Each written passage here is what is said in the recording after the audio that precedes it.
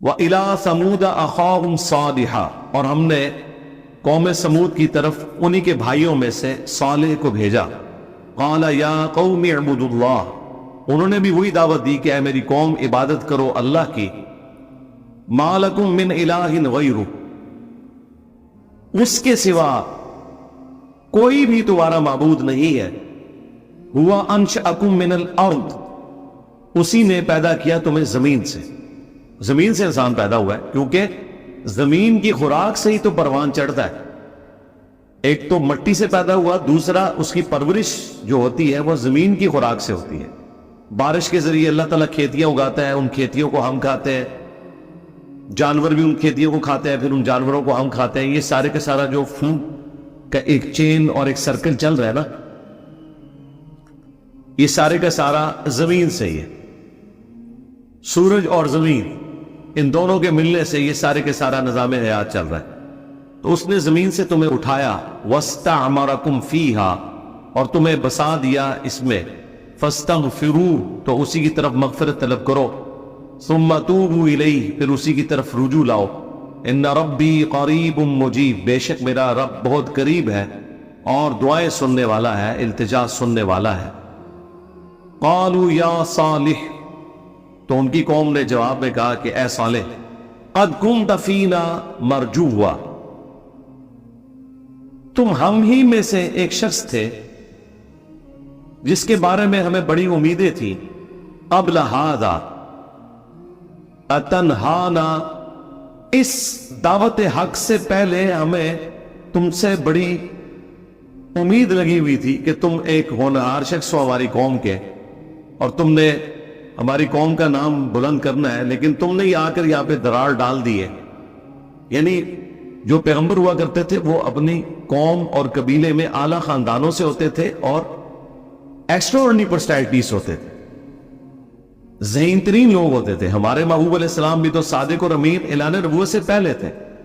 آپ علیہ السلام کے اوپر بھی بڑی امیدیں تھی قریش مکہ کی کہ یہ قریش کا نام روشن کریں گے، لیکن بعد میں انہوں نے ہی بدوائیں دی کہ اس شخصیت کی وجہ سے قریش کا خاندان دو ٹکڑے ہو گیا. باپ اس طرف کھڑا ہے بدر میں، بیٹا اس طرف کھڑا ہوا ہے. تو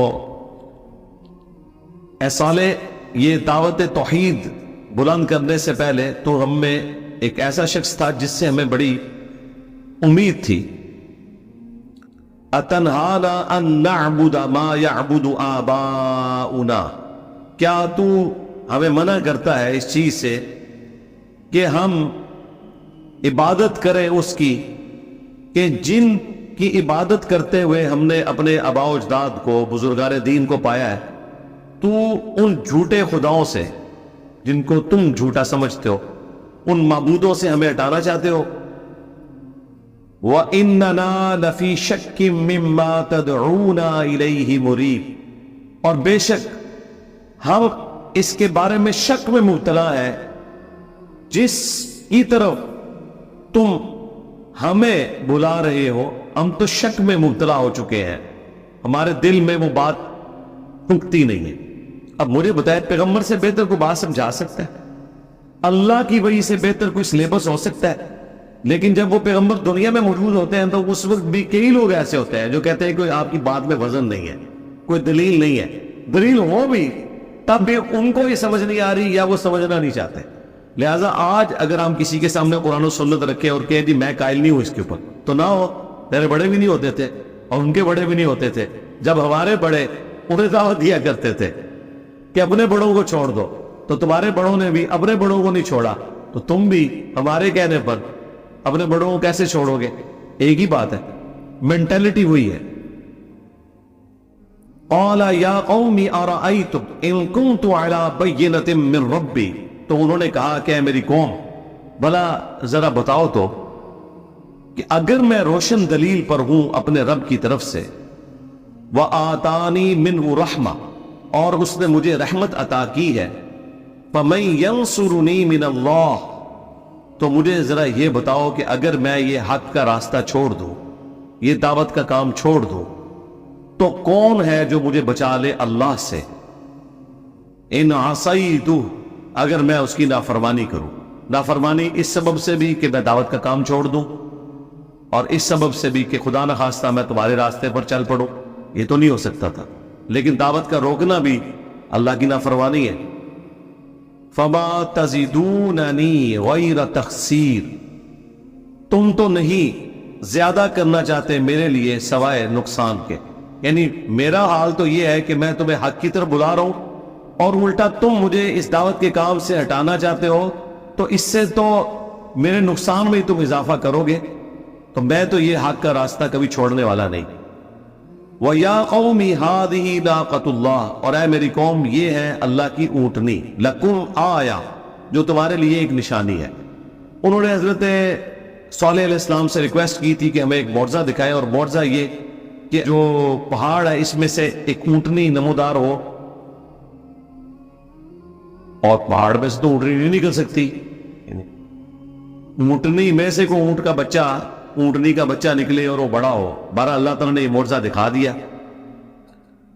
اب جب وہ معجزہ ظاہر ہو گیا تو بجائے اس کے کہ وہ دعوت قبول کرتے وہ سرکشی پر اتر آئے، تو اللہ تعالیٰ نے ان کے اوپر ایک اور آزمائش اس حوالے سے ڈال دی کہ یہ اللہ کی اونٹنی تمہارے لیے نشانی ہے،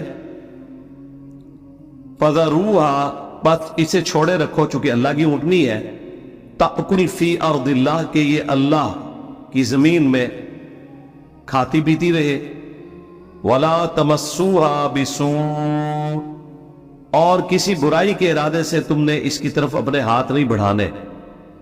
اب ظاہر ہے ان کے لیے آزمائش بن گئی۔ وہ اونٹنی ایک دن اونٹنی کے لیے مقرر تھا کہ وہ پانی پیتی تھی، اور ایک دن باقی پوری قوم کے جو جانور تھے وہ پانی پیا کرتے تھے۔ کچھ عرصے ہی انہوں نے برداشت کیا، پھر وہی ہوا کہ انہوں نے اس اونٹنی کو قتل کر دیا، تو یہ آزمائش ان کے لیے بن گئی۔ فَيَأْخُذَكُمْ عَذَابٌ قَرِيبٌ، اگر تم نے اس اونٹنی کو کوئی نقصان پہنچایا تو تمہیں بڑے دن کا عذاب بہت جلد آج پکڑے گا۔ فَعَقَرُوهَا، تو انہوں نے اس کی کونچے کاٹ ڈالی، اس کی رگ کو کاٹ دیا۔ فَقَالَ تَمَتَّعُوا فِي دَارِكُمْ، تو حضرت صالح علیہ السلام نے کہا کہ بس اب کچھ عرصہ تم زمین میں لطف اٹھا لو، فی دارکم ثلاثۃ ایام، 3 دنوں تک۔ ذالک وعد غیر مکذوب، اور یہ ایک ایسا وعدہ ہے جو جھٹلایا نہیں جا سکتا، بس 3 دن کے بعد تم پر عذاب آ جائے گا، کیونکہ اللہ تعالیٰ نے وحی کے ذریعے حضرت صالح علیہ السلام کو بتا دیا تھا کہ جب یہ اس قسم کی حرکت کریں گے تو اس کے 3 دن کے بعد تم پر عذاب آ جائے گا۔ تو انہوں نے اس اونٹنی کو قتل کر دیا۔ فَلَمَّا جَاءَ أَمْرُنَا، پس جب ہمارا حکم عذاب آ گیا، نَجَّيْنَا صَالِحًا، تو ہم نے نجات دی صالح علیہ السلام کو، وَالَّذِينَ آمَنُوا مَعَهُ، اور اہل ایمان کو بھی جو ان کے ساتھ ایمان لائے تھے، بِرَحْمَةٍ مِّنَّا، اپنے پاس سے رحمت کے ساتھ، وَمِنْ خِزْيِ يَوْمِئِذٍ، اور اس دن کی ذلت اور رسوائی سے بھی بچا لیا حضرت صالح علیہ السلام اور ان کی قوم کو۔ ان ربک هو القوی العزیز، بے شک تیرا رب قوت والا ہے اور غالب ہے۔ وَأَخَذَ الَّذِينَ ظَلَمُوا الصَّيْحَةَ، اور پکڑ لیا ان کفار کو ایک چنگھاڑ نے، یعنی ایک کڑک آئی خوفناک، ایک زوردار آواز آئی، فَأَصْبَحُوا فِي دِيَارِهِمْ جَاثِمِينَ، تو وہ اپنے گھروں میں گھٹنوں کے بل اوندے پڑے رہ گئے، كَأَن لَّمْ يَغْنَوْا فِيهَا، اور وہ اس طریقے سے ختم ہو گئے گویا وہ کبھی وہاں پر آباد ہی نہیں تھے۔ أَلَا إِنَّ ثَمُودَ، آگاہ ہو جاؤ کہ بے شک سمود نے، کفروا ربہم، اپنے رب کا کفر کیا، الا بعدا لثمود، آگاہ ہو جاؤ بربادی ہے، پھٹکار ہے قوم سمود کے لیے۔ تو یہاں پر حضرت صالح علیہ السلام کی قوم کا ذکر مکمل ہوا۔